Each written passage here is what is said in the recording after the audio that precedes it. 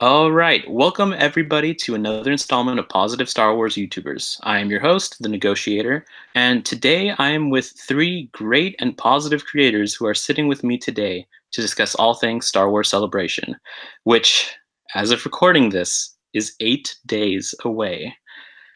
Whew. But Yeah. if you are watching this, it could be as little as 5 days away, or it could be tomorrow. Or it But could have already happened. or it could have already happened, exactly. So we're all incredibly hyped. So let's begin by introducing who we have here today.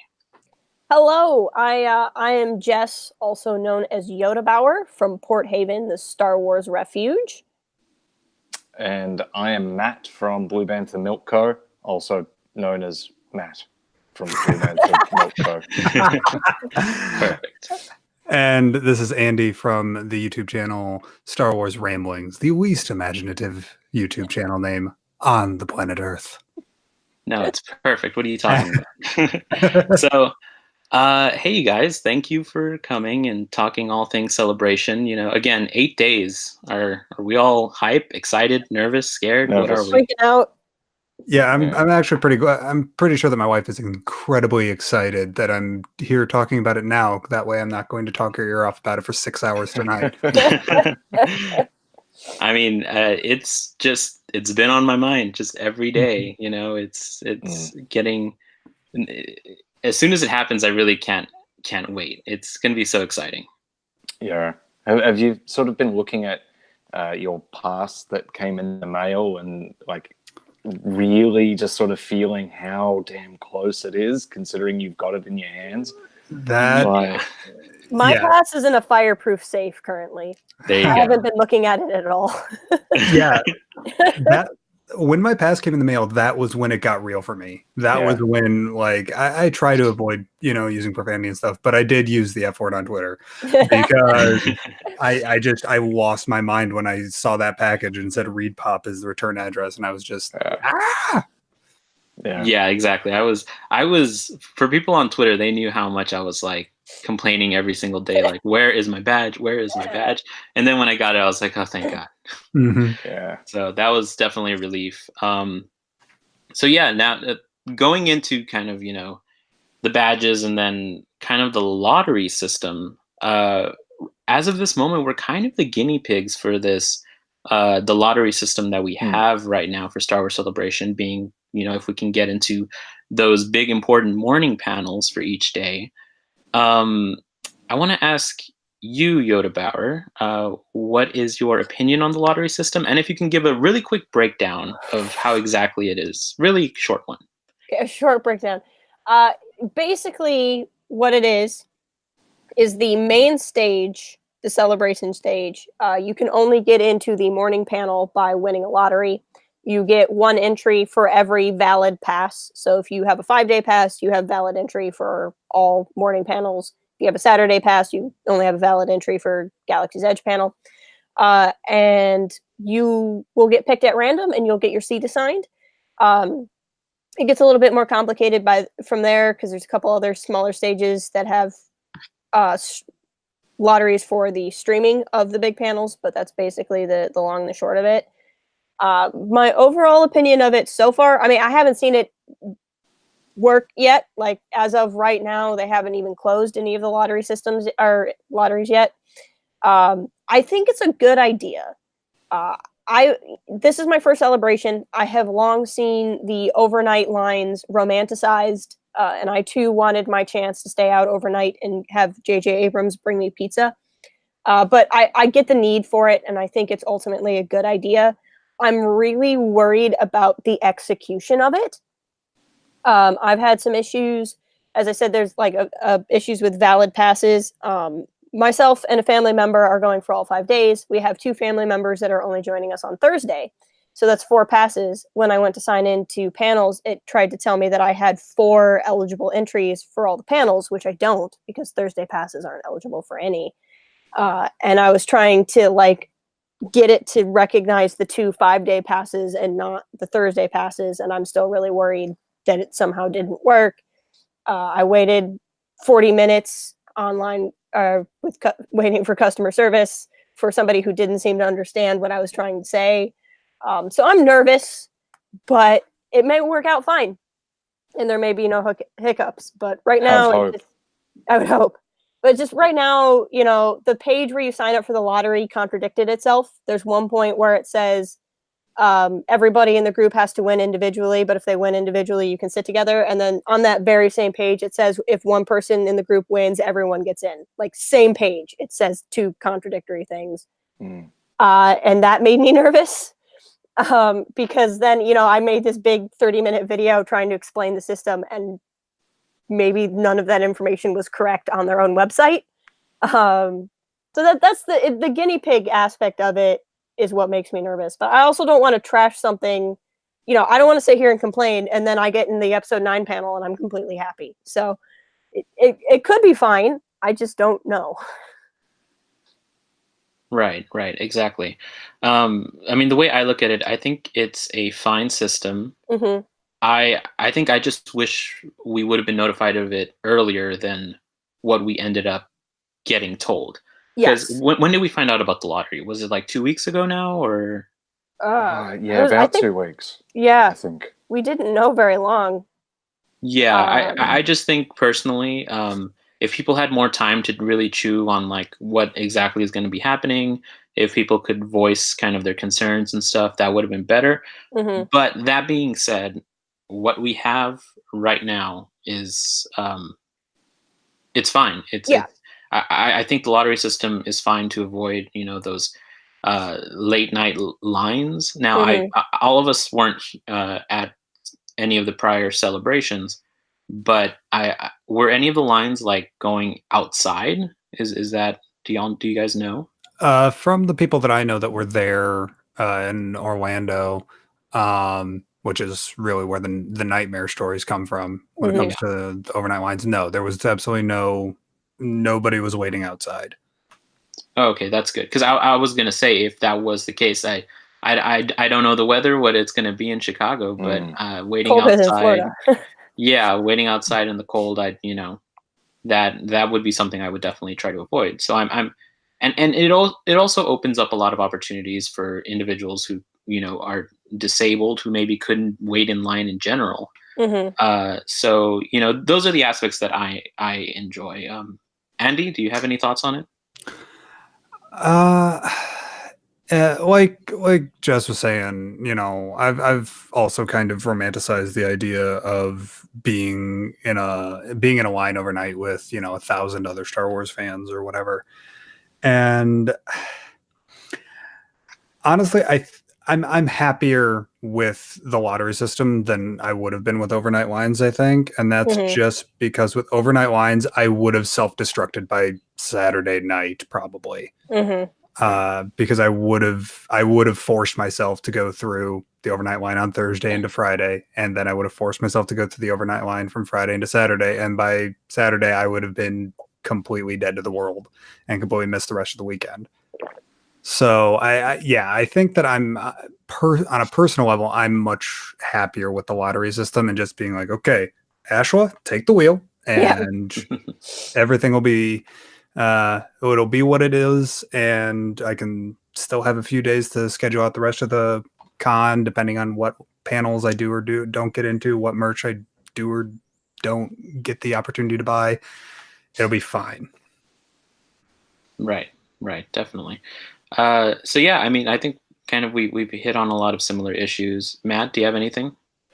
I was super relieved as well.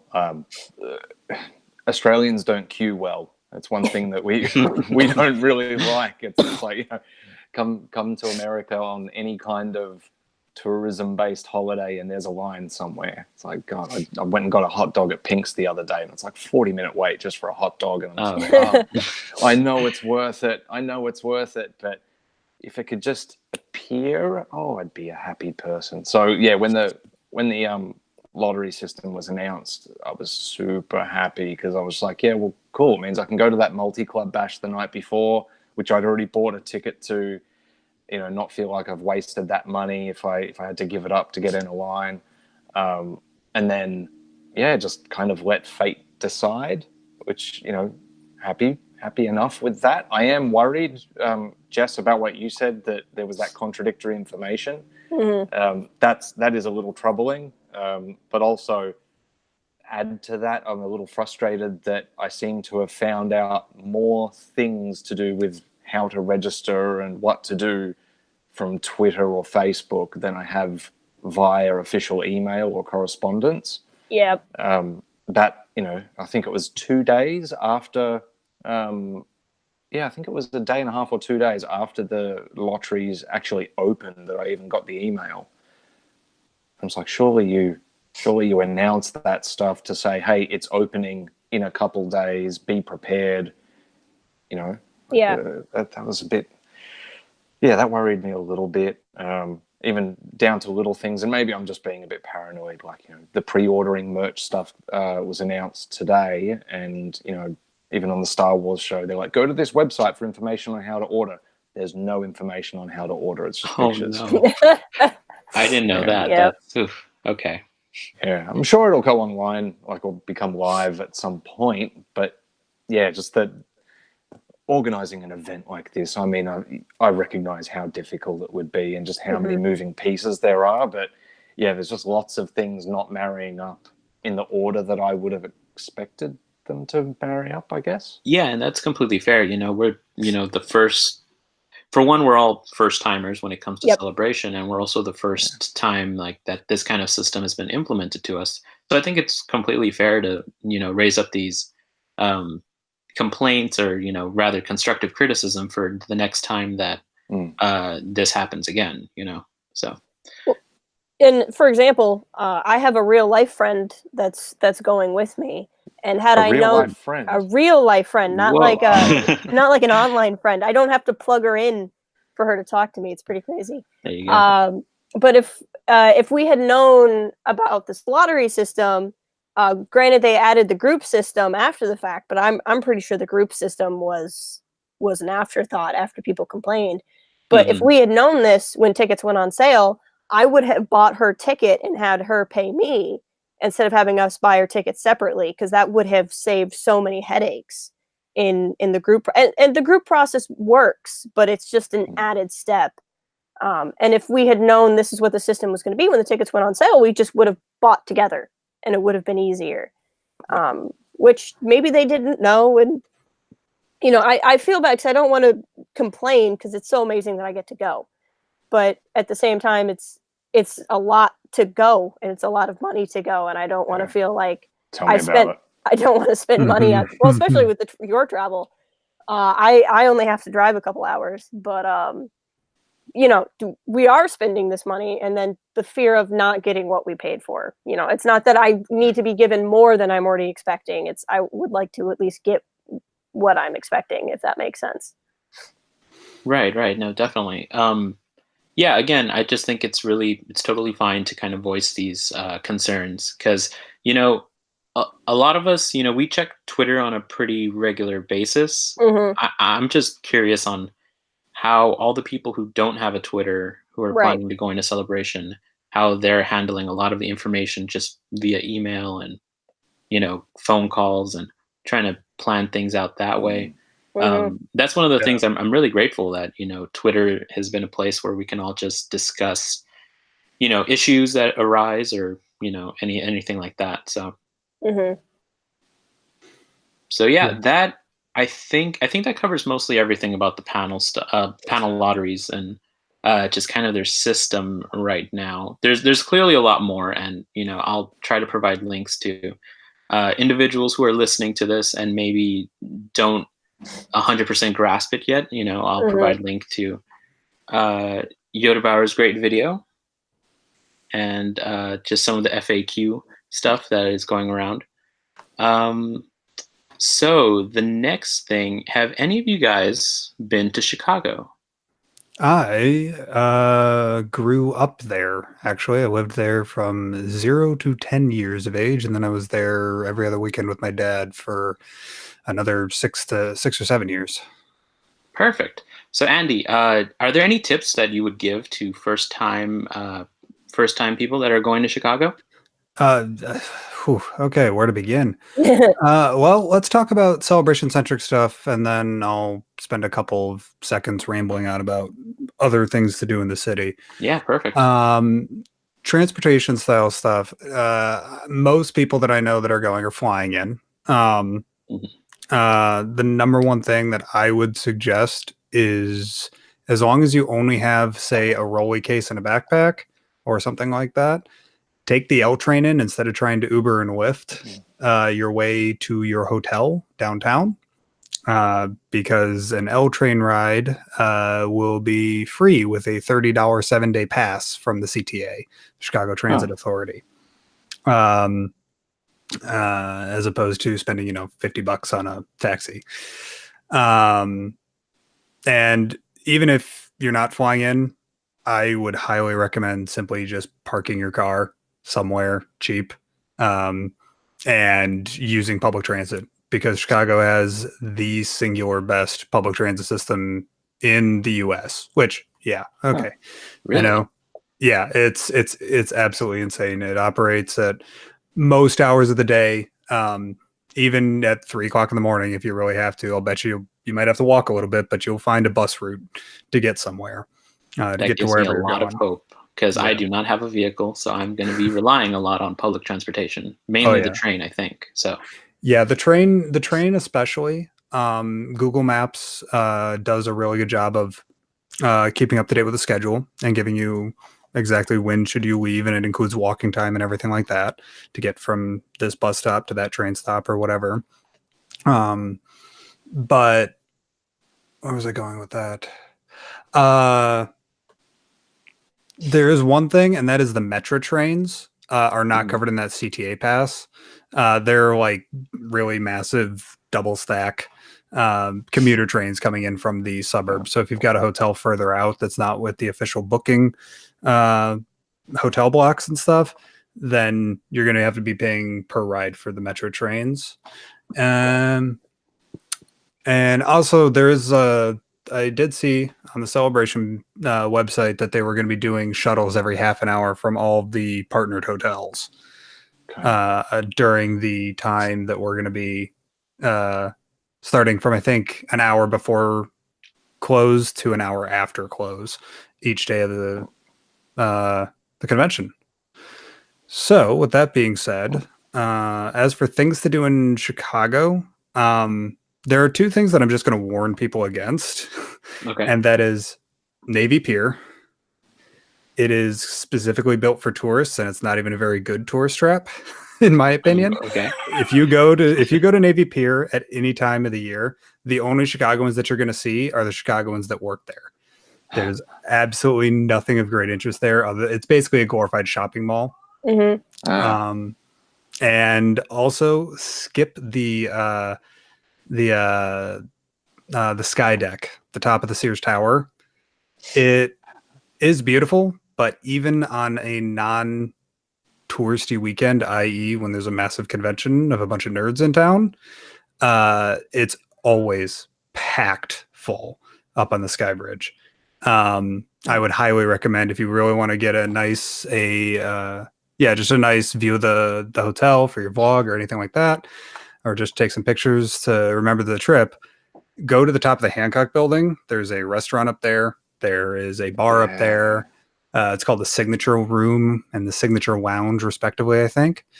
And that's actually the floor above, and the one more floor above the observation deck that's in the Hancock building. So I'd heard that advice from somewhere else. I can't remember where. Force Toast, on their podcast, they were saying the same thing. That's a fantastic. That's a fantastic podcast. It is. I mean, other than that, do you guys have any specific questions or anything like that? Or is the pizza good? As long as it's not Uno's or, in my opinion, Giordano's. Yes, the pizza's good. As long as it's not either of those two. No, perfect. Yeah, what I'm going to be doing, I'm staying with a friend who goes, I forgot which college he goes to, but it's not too far off from the convention center. Mm-hmm. So again, I'll primarily be handling the train to get to Celebration. And my only concern was how long, like, the train. I should have Googled it, but how long the train usually is throughout the day, because I was worried of getting back to the dormitory at a reasonable time. Oh yeah. Well, I mean, are you talking about operational hours or? Yeah, operational hours. But you just said that like it goes pretty late, right? Yeah, for the most part, L trains run throughout the night. It's just that they're going to get less regular as the night wears on. Yeah. So during the day, you might have a train every 10 or 15 minutes stopping at a station. Whereas later at night, it'll be every 45 minutes or every hour that a train will be stopping at a station. Yeah. Okay. Well, perfect. Yeah, no, these are really great tips that I hope a lot of listeners keep in mind, because I'm sure I'm not going to be the only person who isn't going to be relying on a car, who's going to be in Chicago trying to get to Celebration. So, Does both Uber and Lyft operate in Chicago, or just one? Oh yeah. There's a incredibly high surplus of Uber and Lyft drivers in Chicago because it's good money. A lot of people want to get around the city and don't want to deal with public transit for whatever reason, because it can be a little bit crowded. That is something to keep in mind if you do get anxiety and being stuffed into a metal tube with 500 other people. Okay, maybe you will want to spend the extra money on a Lyft or an Uber. With that being said, I would recommend getting dropped off if it's possible for you and you're okay with like a 15-20 minute walk. Get dropped off near the convention center. Get dropped off at an intersection or a business near the convention center, and then walk the rest of the way, because the only main road that goes directly to the convention center is Cermak Avenue or Cermak Road. I can't remember which one it is, but Cermak, and that's only a 4-lane road. 2 lanes going one way, 2 lanes going the other way. And while McCormick Place does have a very ample, pull off lane and drop off lane, I'm going to imagine that in between the official shuttles and the bus lines, the 55 bus, I think is what it is, that goes past there, and everybody trying to park, because the parking garage that I think that they're planning on using is directly underneath the same building that the actual convention's in. So, yeah, congested. Yeah, okay. I was thinking I'll probably use Uber Pool or something like that as much as possible. Yeah, for sure. Dirt cheap. Yeah, for sure. Yeah, there are a couple of times where like I'm planning on completely relying on public transit. I'm actually parking my car up at my dad's place, which is way up on the north side, and then just taking the L train into the city or into downtown. And the L train, it goes straight into the center, right? Yeah. You have the red line going due north from the airports. I guess that's the main two that you're going to need to worry about. It's the pink line or the orange line. Orange line. Yeah, it's the orange line. Orange line coming from Midway Airport, and the blue line coming from O'Hare. Okay. Perfect. No, this is really great information. Thank you so much, Andy. What about hot dogs? Literally any hot dog stand you can find. Honestly. For the most part, if they've got the Vienna beef sign on there, it's a yellow sign with a V and a big beef frank on it, then you can get a hot dog there and it'll be amazing. Awesome. Perfect. I think I need to have one a day. Yep. Yes. One hot dog. Like I said, I grew up in Chicago, and I'm going to have a hot dog a day at least. I mean, hot dogs are good at any point in time, especially if you can get a hot dog stand. Right? It's true. Now, do we know if there's going to be like a food court in the convention I've wondered center? about this. There is a food court. It is stupid expensive. My plan, Really? I'm very fortunate in that my body is kind of programmed for whatever reason to be a gorge eater. So I eat one really big meal a day, and I might have a snack somewhere else during the day. So my plan is wake up, eat a very small breakfast, maybe have a Cliff Bar at the convention, and then go out to dinner every day. That's my plan, because it's like $14 for a slice of not great pizza and like a 20-ounce soda. Yeah. At the convention. I've really wondered what they've been doing, because this main celebration stage, they said they're not going to empty out in between panels, right? So if you win the lottery to get in the morning, you can stay in there all day. But like, if you stay in there all day, are you packing a lunch? Like, I'm presuming there's restrooms in the arena. Like, I would hope so. Oh yeah. No, it's like a full-on basketball arena. Oh, okay. Like NBA style. Like it's not an NBA stadium, but it's a massive basketball arena. It seats in basketball format. It seats 10,500, something like that. But probably half with 7,000 ish if they set it up in presentation mode the way I'm thinking that they're going to set it up. Okay. So, damn. Yeah. Okay. I'm glad you said that because I was having a hard time picturing like how exactly it was going to be. I was concerned about like if I get into one of the lotteries and I end up wanting to stay for majority of the day in that seat, is there going to be a place where I can go to the restroom? You know? So, yeah. No, it's a full freestanding arena. It's actually across the street from the building that you're going to be in. Okay. Yeah, like you've got a sky bridge. Yeah, you got a sky bridge that goes over Cermak. Because the main building where the convention's going to be, which is the east building, or no, the west building, the west building of McCormick, and then there's a sky bridge going north over Cermak to the north side of Cermak, which is where Wintrust Arena is. Okay. That makes sense because on their site there's like different places you're supposed to enter depending on what panel you're going to. So that explains why. Yeah. Right, and they do have maps. They have the maps on the site as well as the app that just came out today for Android users at least. Yeah, because I guess those of us with iPhones don't count. I don't understand why they don't release them at the same time. It's just the approval process on apps. They tends to be that Apple's approval cycles are a little bit longer. Mm-hmm. Yeah, they're a little bit more rigorous than Android, hence why the Google Play Store is a complete... Anything can go on there. Yeah. That's strange. I actually don't see it still. I just see Read Pop Mobile when I search Star Wars Celebration 2019. I was having trouble too finding it, and I only got it through a tweet, like a link, which it should be on my Twitter now. But yeah, so that's how I came across the app. But no, that was a lot of really great information about transportation that I'm really happy that we discussed. Yeah. Oh, one last thing. You can get those 7-day unlimited ride passes on all buses and trains from any Walgreens, drugstore, any L train stop.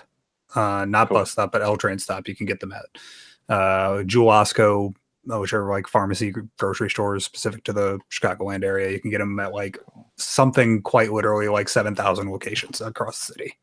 Damn. That's great. Yeah, I'm probably going to go to one of the train stops then. Okay. So that I think about covers kind of transportation and any questions about just going in first timers at Chicago, right? Does anyone else have anything to add into that? I guess what I would wonder for those who might have a car, either they're driving in or something. What is traffic in Chicago like? Like, is it not even worth it? I understand. I've got a friend of mine that's coming, and he uses a wheelchair, and so he's kind of forced to drive for the most part. With that being said, the public transit is, for the most part, almost completely 100% ADA. Accessible? Yeah, accessible. Yeah. I was trying to think of the Americans with Disabilities Act name, but for the most part, all buses are completely accessible. But I'm getting off topic now. On cars in general, think whenever you see New York City in a movie, that. Okay. It's that. So the only difference is swinging around all over the place and smashing cars. New York in actuality is a parking lot, but yeah, exactly. No, instead of Spider-Man, it's actually Batman. You can actually the tunnels that they shot The Dark Knight in is directly underneath the Cloud Gate, the beam. Oh, that's cool. And you can go down there. And yes, I have gone down there and yelled, "I'm Batman." But anyways, it's rough driving, and there's a lot of one-way streets, especially once you radiate out from the loop which is right where the convention and all the main hotels are. Mhm. And I see a lot of people not quite understand where to go, new drivers to the city, especially when you're driving around the loop itself, because the L trains are elevated above the road. Mm-hmm. So you have massive support pillars. Like you have like a complete lane, like could be a lane of traffic, but it's not because there's massive steel beams in the way. Yeah. It's not a great city for driving. That's why it has the transportation system that it does. Gotcha. Makes sense. Yeah, absolutely. Okay, perfect. So now I want to talk about, since we've all established that this is our first celebration, and I just kind of want to ask you guys, starting with you, Matt, because 2 months ago we had a conversation on positivity, and you had talked about just kind of what you were excited to meet people, kind of the energy that Star Wars Celebration is going to give. It's been 2 months, and even after all the discussion regarding the lottery system, you still feel the same way? Oh, absolutely. Like over the past couple days, and I think it's just like the pre-show kind of nerves and anxiety sort of starts to come out in some people, but at least Star Wars Twitter seems a little bit more on edge at the moment in some spaces. Absolutely, yeah. People are kind of getting a little bit bickersome with each other, and there's been a few things about some of the particularly like anti-Disney people are apparently going to attend and all this, and I'm just like, I want to comment, I want to read it, but nah, it's not going for any of that drama. And certainly I'm going to meet people that I'm excited to meet, and that's celebration for me. I'm just like, if there's any other sort of unpositive things going on around it, I've got no interest. I'm not going to let it spoil my time there by any stretch. Mm-hmm. Absolutely. And for me, it's all about positivity. Star Wars Celebration is a place where it should be nothing but positivity. Mm-hmm. Even if individuals do go to try to get a rile out of people, you can't tell me it's going to ruin the day of even one kid who ends up like enjoying himself and meeting some of his favorite characters in cosplay. I don't know. I'm really excited for the fan interaction. What do you think, Jess? I think it's funny because there's one particular unpositive person that a lot of people are talking about, but I won't mention by name. But I just think it's funny because the climate that we're going into is so different than a YouTube comment section. So it's so easy when you are making your own video and all the people in the comments are the people who like worship you every week. I mean, not me, but like if you're a big channel that gets to have that type of thing. Don't be modest. And it's one thing because then you can rile these people up because you're used to them and you know what riles them up. And then you're going to go to a convention with 50,000 people and think anyone's going to notice you at all. Like that's the thing where I don't think this is going to work. Like unless 2,000 angry fans with time and money to waste decide to go and like make a big show, it's not going to be anything. Yeah. Because there's going to be people at Celebration who didn't like The Last Jedi. There's going to be people at Celebration who aren't into the Disney films, and they're there for the podcast stages or the collecting stages or to see Timothy Zahn talk, and they don't care, and that's fine. And then there's going to be people there who don't like Legends and they're only in it because they've gotten into Star Wars through the sequel trilogy, and maybe they haven't even watched Clone Wars yet, and that's fine because there's going to be plenty for everyone to do. So I'm not worried about it because it's just going to be too many people having fun for like a couple of random people to really come in and think they're going to be able to do anything. Right. Exactly. Yeah. I just think the power of the collective of the entire Star Wars community just coming together in one place and having fun is just going to be too much to just, try to stifle the mood or anything like that. Right. Andy, do you have anything? I mean, honestly, at this point, I've very specifically completely backed away from the Twitter drama and the YouTube drama stuff. That's completely fair. You know, Yeah. I'm like, you know what? Great idea. I'm hands up. I'm gonna sit here. I'm gonna sit down. I'm gonna watch my episode of Resistance and enjoy my life. There you go. And I don't know. I think I mentioned this to a friend, or I tweeted somebody or something like that. But like, it's gotten to the point now where, like, right now my hype level is to the point where I could forget my video camera, my editing laptop, my clothes bag, all my memory cards. If I've got my phone and my wallet and my badge, I'm going to have the best weekend of my life. Yep. Yeah. You know, I'm still going to be incredibly excited. Absolutely. It's gotten to the point, like, I could miss all the post celebration shows that I've got tickets for. I've got tickets for Steele's show. I've got tickets for I'll see you there. got tickets for the Force Center show. Did have tickets for the 501st Bash, but I'm giving those to a buddy of mine. But you know, I got tickets for the Schmodown thing. Even if I miss all of that and I get horribly sick, it doesn't matter, because I'm still going to be in a city with 50,000 other Star Wars fans. Yeah. You know, it's going to be a fantastic weekend no matter what happens. Even if I do see, you know, 15 people with picket signs on the sidewalk 2 miles from the convention center. Yeah. You know.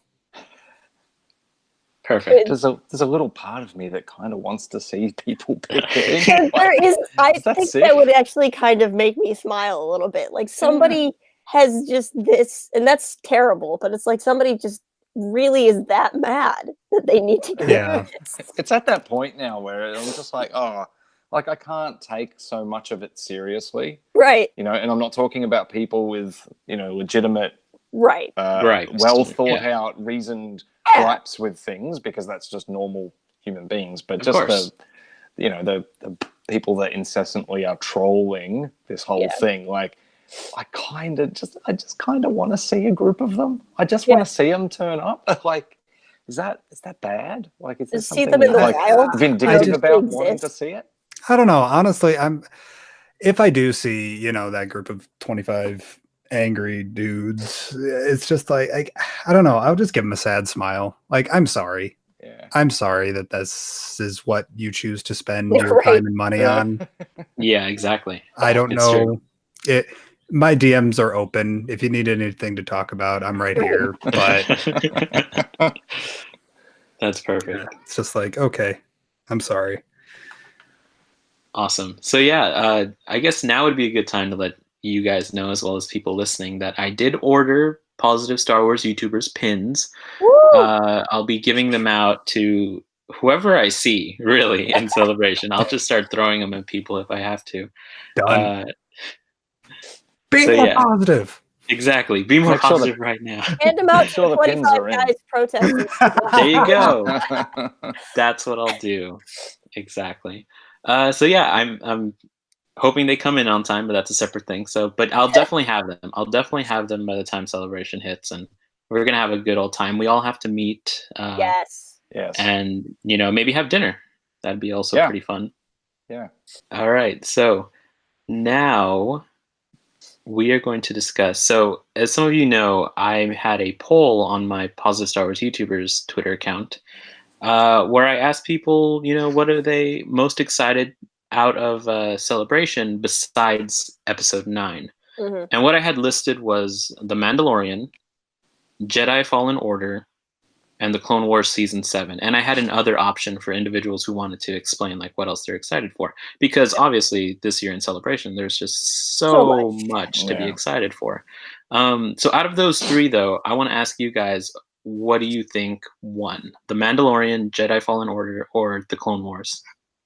I'm going to say Clone Wars. That's my guess. Okay. Mandalorian. I think I've seen the poll, so I'd be cheating. Oh, no. All right, let's pretend you didn't see the poll. What would you think it would be? The Mandalorian. Cheating. Cheater. Okay, it is true. The Mandalorian did win out the poll. Okay. But surprisingly, I also thought the Clone Wars Season 7 was going to take it. But yeah, it was the Mandalorian. Then second was the Clone Wars, and then Jedi Fallen Order. So just, I'll open this up to you guys. Which one of those I know it's hard to pick, but which one of those would you say you're most excited for? I would have to go Mandalorian. Okay, and can I ask how come? For what it's worth, I'm very much into both the military stories, like Battlefront Twilight Company. That book by Alexander Freed is criminally underrated, in my opinion. Agreed. It's so good. It's so underrated. And like you, I'm also super big into the Force stuff. Mm-hmm. And it's the underworld stuff has never really grabbed me. I like the Cad Bane episodes of the Clone Wars. I love the Cad Bane episodes of the Clone Wars, and then that's about it. Like all the there was the Annihilation. It was like that Old Republic Legends book, or whatever it was. That was the Scoundrels novel. It's just never really interests me. It's just like, okay, bounty hunters and smugglers. Oh my. It's just never really bothered me. But I'm excited for the setting of this being post episode 6. It'll be the first post episode 6 live action stuff that we've got outside of the sequel trilogy. As much as Resistance has done a lot to fill in the gaps close to episode 7, I feel like Mandalorian is going to help to fill in those gaps of what happens post episode 6. Mm-hmm. Right. Yeah. For a lot of the same reasons that you just said, that this is kind of the real, like, obviously we've had content that is after episode 6, but this feels like, just the fact that we're having a TV show of that era. It's really exciting. What do you guys think of, Jess, what do you think of The Mandalorian? I'm really excited for The Mandalorian. I'm more excited for what The Mandalorian means than I am for The Mandalorian. So if this series works and they can do 10 episodes at 100 million or whatever the announcement was, that means we can get more series. I mean, we already have the Cassian one coming. But if this works, I think it's such a great format for Star Wars to tell these stories that we always wanted that really wouldn't necessarily work in a film. So I would say I'm more excited for what The Mandalorian means for Star Wars than I am for The Mandalorian itself. That said, I'm really excited with the lineup of directors that they have. I think it bodes really well for the show. My goodness, Dave Filoni directing a live action anything right now. Yeah, we've gushed about it before, but it deserves the gushing. Well, and Taika I cannot pronounce his name. I'm a terrible human being, but Taika Waititi. Yeah. Oh my gosh. I am so ready for that man to do Star Wars. Yeah. Yeah, it's exciting. Matt, what do you think? Are you going to be getting a Disney Plus subscription? Look, as soon as they have some kind of Australian-centric news around that, I will be quite happy. My concern is that they don't launch in Australia and instead they partner with one of the other existing streaming providers. So we've got one that's Australia only. It's called Stan, and they've just announced a couple months ago, they announced a Disney partnership. So all the Marvel, Lucasfilm, Pixar stuff's on there now. And there's been no indicator as to whether it's a temporary deal while they wait for Disney Plus, or whether it's that they're not going to launch Disney Plus in Australia and instead just put all the content on Stan. I hope that it doesn't go that way. I hope that it is a dedicated Disney Plus offering, because Australia's already had enough of monopolized content providers, just because of the way they have to do distribution deals. It's just the pits with that sort of stuff in some respects. So I'll get whatever there is available, and like Jess, I'm really kind of excited more about the possibility of more series. The bounty hunters and whatnot, I don't really care too much about that part of the Star Wars universe. It doesn't really, even like Boba Fett, I'm definitely not a Boba Fett stan, No, that's fair.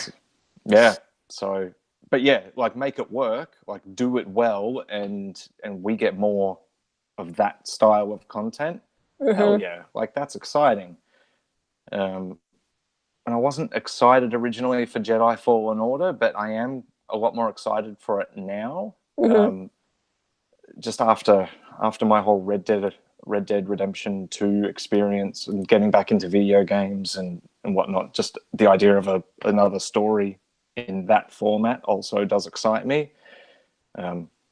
Obviously, there's been a lot of problems with more recent Star Wars video games. Yeah, no, absolutely. So also it's kind of like, is this going to be terrible? Do we need to just rip the Band-Aid off it and get it over with? Like, I don't know. But, time will tell. I'll still play it, whatever it ends up being. And particularly if some of these other new things with like gaming, streaming, subscription services start happening in the next couple of years, I'm more excited for gaming because it might finally mean that games don't become obsolete.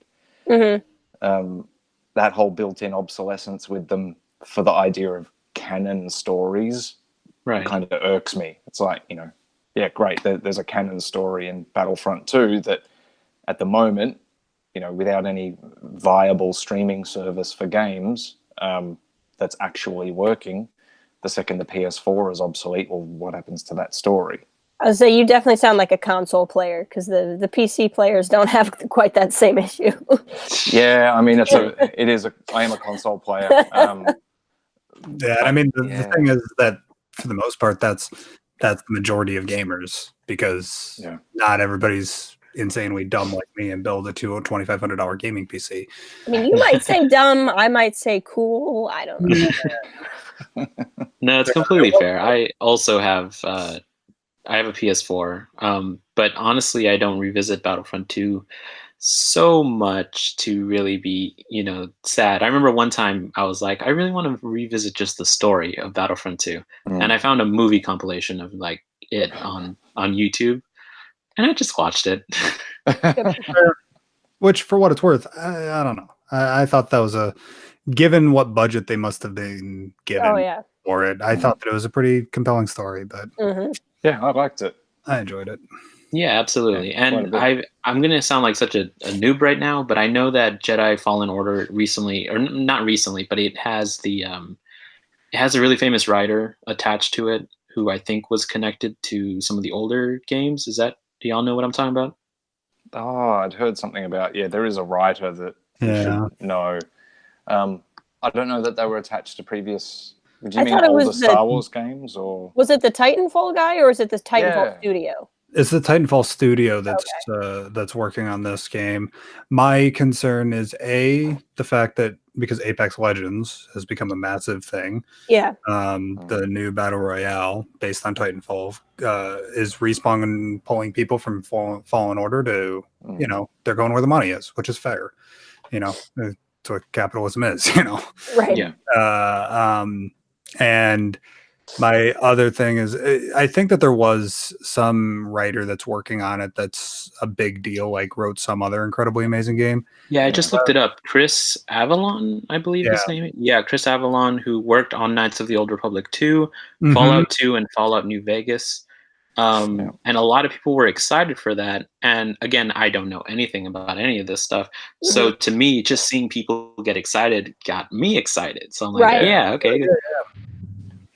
I think it's just a word of caution that Walt Williams, who was one of the writers of the Battlefront 2 story,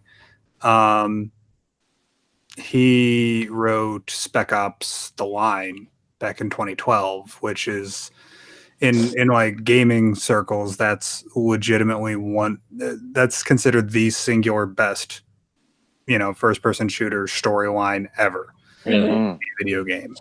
Period. End of story. And, while I enjoyed the Battlefront 2 campaign, for the most part, at least in my experience, less people did enjoy it and they didn't feel it was long enough. So, I'm one of them. Yeah, that's kind of where I'm at with, that's kind of where I'm at on Fallen Order, where it's just like, I hope it's good, but I'm not going to expect it to be good, if that makes sense. And I've shared this view before. My hope is that it surprises everyone. Like Right. I really want Yeah. like for people to leave like, wow, I was not expecting that. This can really reinvigorate a lot of things for Star Wars games because I Yeah. really want Star Wars games to be back up there where it Right. belongs in terms of like what it used to be. So like that's my one hope. That's why it's one of my most anticipated panels. Like there's obviously a lot of other things I'm more excited for, but that's the one that I have the most hopes for, Yeah. Yeah. So I we'll think, see. We'll see. yeah. And on your poll, I actually voted for Clone Wars. is Yes, the what I Clone was Wars season 7. That's we've talked a bit about it before, but like outside of the initial information that was given, we don't really know much about what else. Like what are the arcs? What are Yeah. some of those? And I don't know how much they're going to talk about. What do you guys think? What do you anticipate for that panel? Ooh. I anticipate a very dodgy Dave Filoni, Obviously, not answering any questions. Is he going to wear a shirt saying "Where's Ezra"? 'Cause- Probably. and then the lights will go down and come back up, and it'll say, "There's Ezra." Oh, that's going to be great.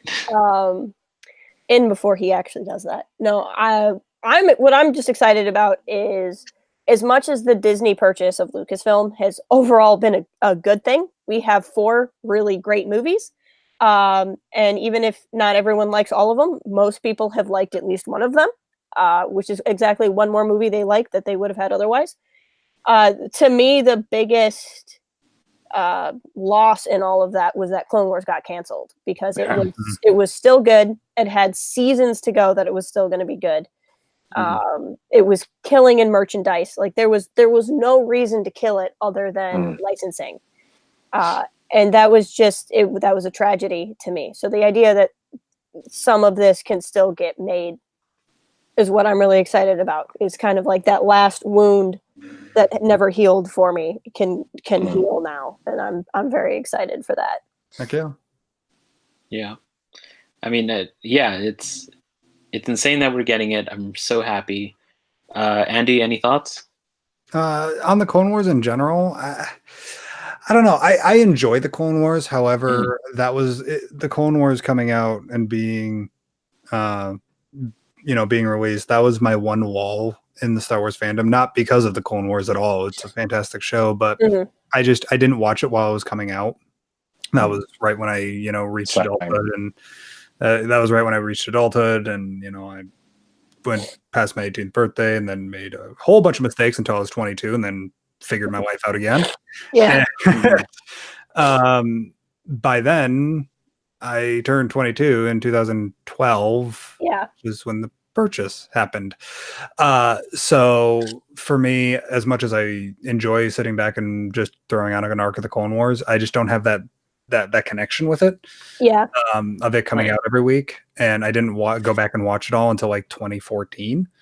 Yeah. So it's kind of like, oh, cool. What I'm excited for is my friends like Chris and Dom and Ben from Star Wars Underworld who love the Clone Wars. Corey from he does writing on one of the websites too. He loves the Clone Wars. That is his Star Wars. Yeah. And the fact that they can be moved to tears by seeing that Clone Wars is back, that's what makes me happy about it. And that's kind of where I'm at with Celebration. I could hate the episode 9 trailer. I could hate the Mandalorian trailer. I could, like I said, lose my entire camera equipment, get my laptop stolen, whatever. Even if I don't enjoy any of the things personally, I can still look 2 rows down and see somebody who's incredibly excited about a thing. And I can well with it. You know what I mean? Yeah, absolutely. Yeah. I mean, it's hard pressed to say like someone doesn't have at least one thing happening in Celebration that they're excited for, because just everything is happening in Celebration. Right. So, I mean, yeah. Matt, do you have anything on the Clone Wars? Similar deal. Like I was really happy that it's coming back. I'm kind of cautiously optimistic about it. There's, I don't know if it's just the inbuilt kind of pessimist in me sometimes. I I think sometimes that you can really fall in love with things when it is a bit more finite. And I came into the Clone Wars when it was already finished, watched the whole thing in a batch, and loved it. And, you know, by the time it finished, I was like, holy crap, what a great show. But that there's no more of it at that point kind of made it a little more special in some respects. So, yeah, just track record of not Star Wars, obviously, but just other television shows that disappear and then come back. You know, it tends not to be always great. So that makes a lot of sense. I mean, you look at it's kind of like that reaction that people that I know close friends of mine have had with the reaction of the marketing of Episode 9 being the end of the Skywalker saga, where it's like it can't be Star Wars without the Skywalkers, and I totally understand that viewpoint. But for me, it needs a finite ending. It needs this is the end of the story, and then you can, once the story is over and you close that book. Like I was a huge Harry Potter kid growing up, and closing the Deathly Hallows for the first time was the only time that a book has actually moved me to tears, because that was the end. There's nothing more satisfying and bittersweet than, you know, closing that back cover of a book, or, you know, watching that last episode of that television show that you loved. Well, what I'd say to that, and I had a very different experience with Clone Wars than either of you. I watched it. I saw the movie at a midnight showing in theaters, and I watched the premiere the day the show came on, and the Clone Wars for me was when Star Wars was done, and I wasn't sure we were ever going to get more Star Wars, and it was more Star Wars for me. So I didn't care that there was R2E and Snips and Sky Guy. Like, it didn't matter. It was more Star Wars. And for me, it didn't have a finite ending because it got canceled. Yeah. You know, it's not like, you know, we brought back Will and Grace, or we brought back one of my all-time favorite TV shows is 24, and that came back, and when it came back, it wasn't as good. But this isn't, we're writing new stuff that we didn't have. This is scripts that existed that never got produced. This is the same stuff that was always there. And I felt robbed of that finite ending. And now I'm getting that finite ending. And that's my perspective on it. Yeah, absolutely. That's a good point. I think it's really good point. It's great that each of us have like these different experiences. Oh yeah, you know? for sure. I'm definitely, you know, when it first started, I wasn't a fan of the Clone Wars, but then again, I was just a dumb little 13-year-old. But then as it went on, I found myself still watching it every single week. So, you know, and it got to the point where like season 4 has some of my favorite Star Wars and anything in ever. And season 5 had an arc that made me cry, you know. It's just it's what everyone, again, with Celebration happening and so many things going on and so many things that are going to be revealed, it's hard for us to not have someone who at least has one thing that they're excited for in Celebration. So and Andy, you said a really good point just about the whole endings thing, and you guys were probably 8 days away from getting the first trailer to the last Skywalker Saga movie, and that's insane. I just You've waited so long. Yeah, I know. What do you guys think? I mean, obviously the episode 9 panel is going to be it. It is going to be the big panel that everyone's going to want to get into, and even if I don't get into it, I'm definitely going to find a live stream somewhere. Yes. The main stage, probably, you know, wherever the live stream is going to be, and I'm going to try to, you know, get in. Do you guys, Matt, any thoughts? I'm kind of terrified by the whole thing. Like, oh God, you know, just there's so much nervousness around it and anxiety that I'm feeling.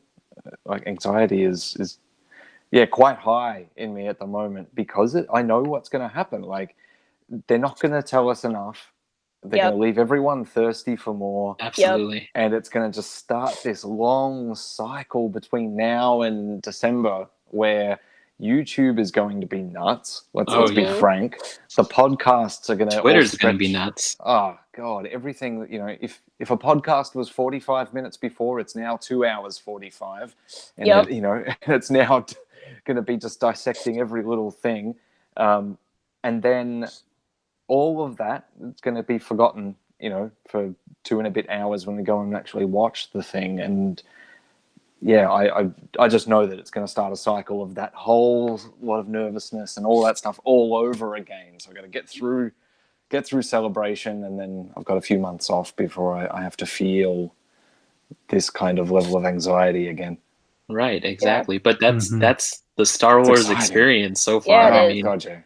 I mean, it's just the theory crafting, the just everything that goes on in the internet spaces of discussion on what's going to happen.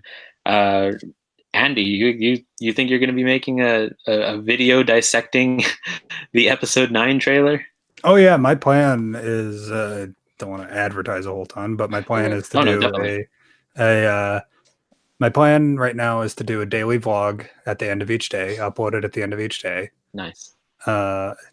And then also for all the big updates like episode 9 panel, Mandalorian panel, Resistance panel, do just find someone and talk with them about the trailer or the announcement or the whatever for 10, 15, 20 minutes, however long, and upload that as a video.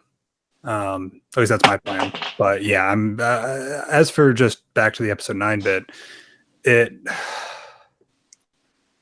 I am so I'm nervously excited, but I don't know.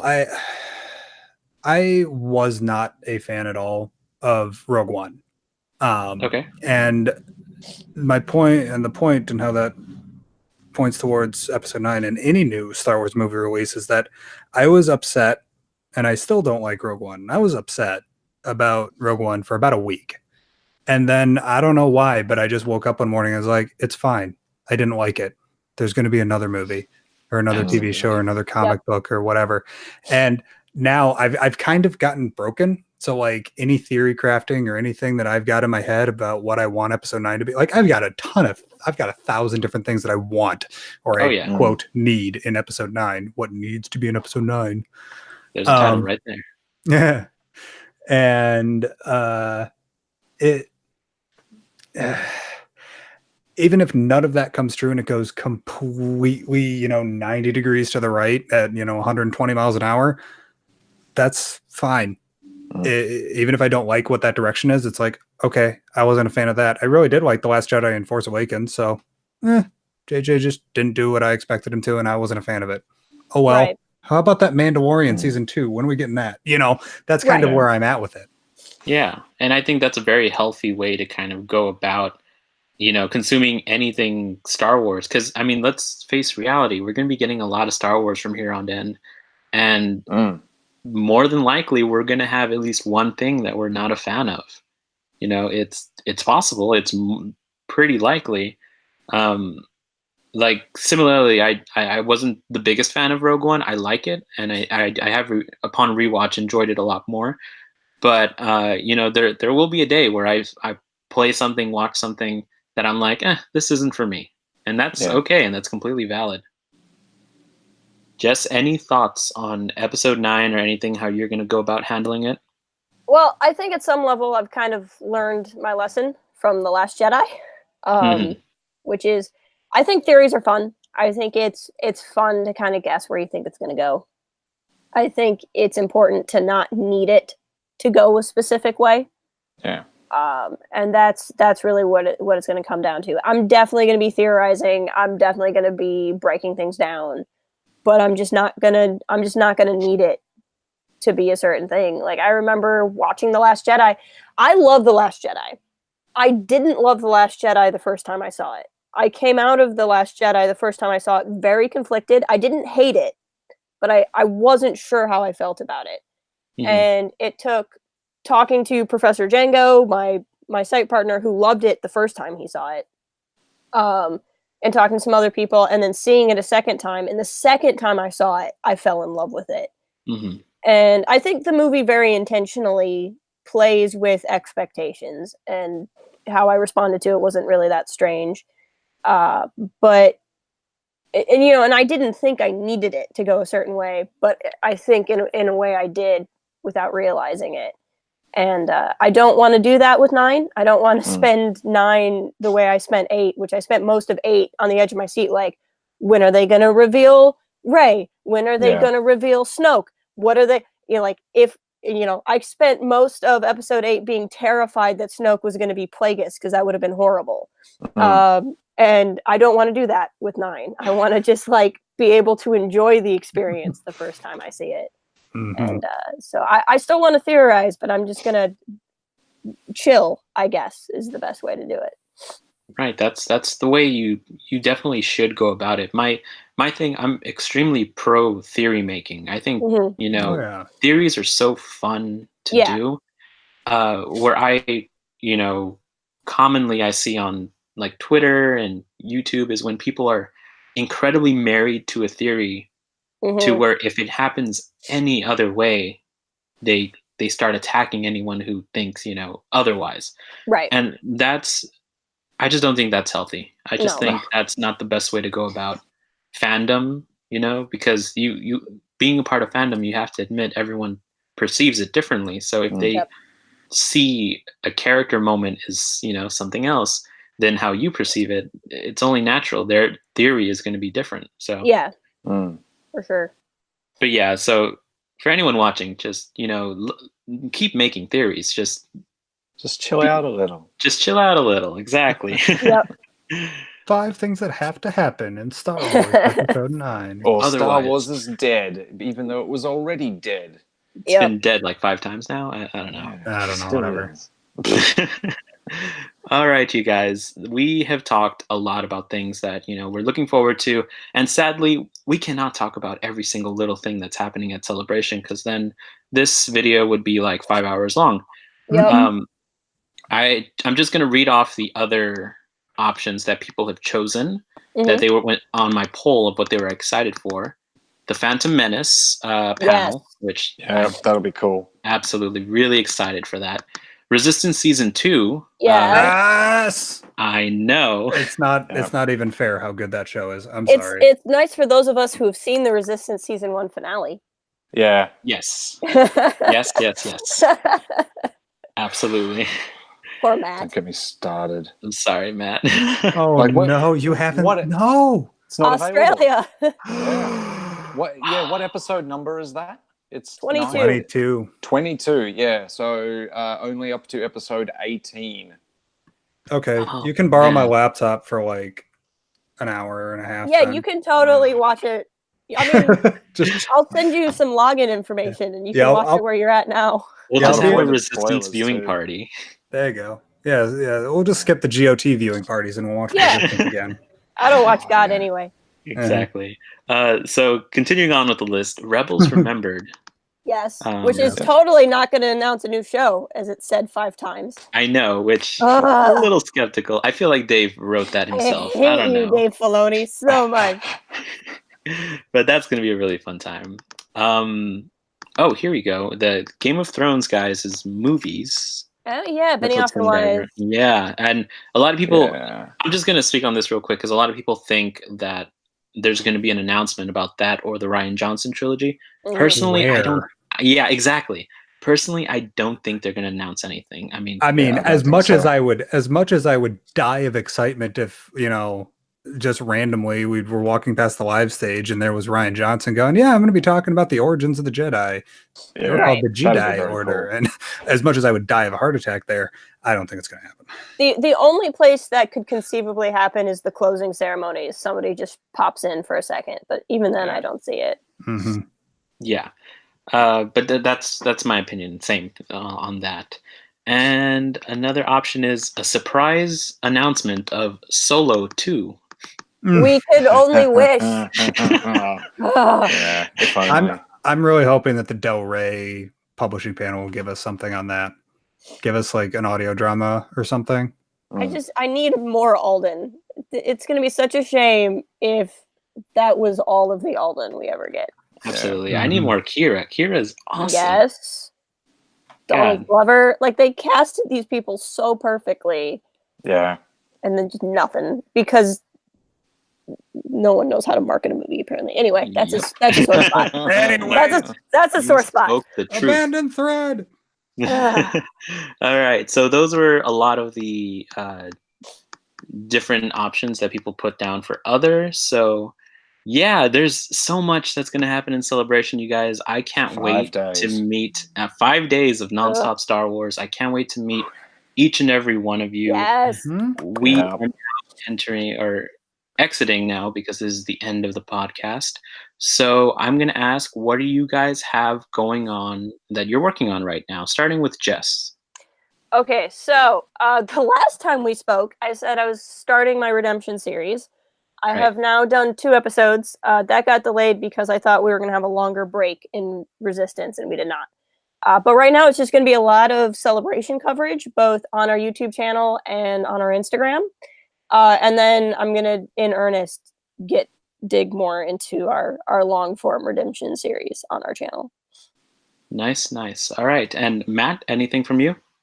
Well, we had a new episode come out today, and that'll probably be the last video essay style content for probably a month. Yeah, similar to Jess, be a bit of coverage stuff from Celebration on both YouTube and Instagram. I think roundup kind of recaps of the day for YouTube. Or longer posts that might go up there, whereas like the incidental things that I'm spotting, or like stuff that's more short form, I'm just going to throw up on Instagram stories. I think while I'm there, and just take a well-deserved break from having to do any kind of creative content stuff. Meanwhile, Sean's back at home thinking about what the next essay should be about. We've got like 3 or 4 that we're trying to figure out. Perfect. Yeah, we'll get there. All right. And Andy, anything from you? Yeah, I mean, my channel's been pretty dark the last couple of weeks just because I'm prepping for Celebration, working extra hours at work to, actually be able to afford my hotel. Heck yeah. But with that being said, I am currently getting ready. I'm actually in the middle of a break. I took a break from packing and getting all my batteries charged up, quite literally, for my camera and everything like that. I plan to do a daily vlog for Celebration at the end of each day, uploaded either early morning the day after. So Thursday vlog will be up on Friday vlog will be up on Saturday, and so on. Plus videos covering all the new announcements and stuff, hopefully interviews with maybe some of you guys. Yeah, follow me on Twitter at SW Ramblings. I'll be tweeting out little teasers for whatever's going to be in the vlog throughout the day. Awesome. And I'm going to have all the information to follow you guys down in the description below. This has been a really great talk, you guys. I'm really happy I can get all you guys together to discuss Star Wars. And from on my end, we have Positive Star Wars YouTubers, the Twitter. I am right now doing 2 shares a day of 2 Positive Star Wars YouTubers. So definitely everyone go check that out. And there might be more Celebration content going to be happening on my channel. So, all right, you guys, thank you again for everything. Thank you guys for listening, and may the Force be with you. Bye. Bye. Bye. Bye. Bye. Bye-bye now.